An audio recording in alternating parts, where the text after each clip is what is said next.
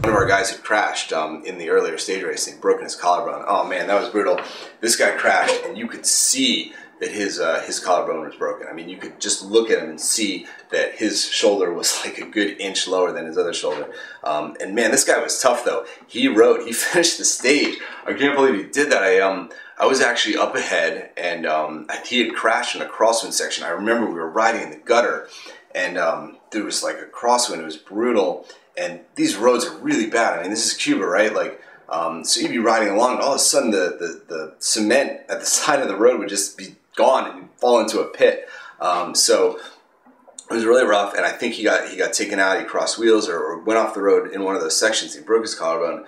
I had gotten a flat farther up the road, and I see him coming. Like, I'm standing by the side of the road, and I saw him coming, and I knew he had crashed. And man, I could just see, like from a distance, I could see that his collarbone was broken.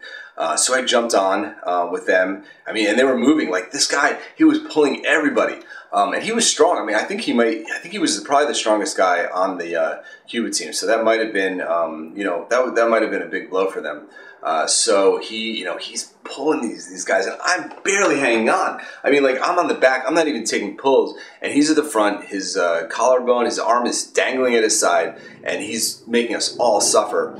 And we got to the finish line, and of course, the first thing, we're looking for an ambulance for this guy, and oh my God, I remember it was some crazy ambulance trip. We put him in the back, and like the ambulance guys got out, and they got some ice cream. They were getting ice cream while he was in the back of the ambulance waiting to be taken to the hospital. And then on top of that, on the way to the hospital, they stopped at like a cousin's house or something to get some cheese. I just remember, like, they stopped. They wanted to borrow some cheese or something. So anyway, you hear about how great the healthcare system is in Cuba, and I don't know, maybe it is, but that wasn't a great example.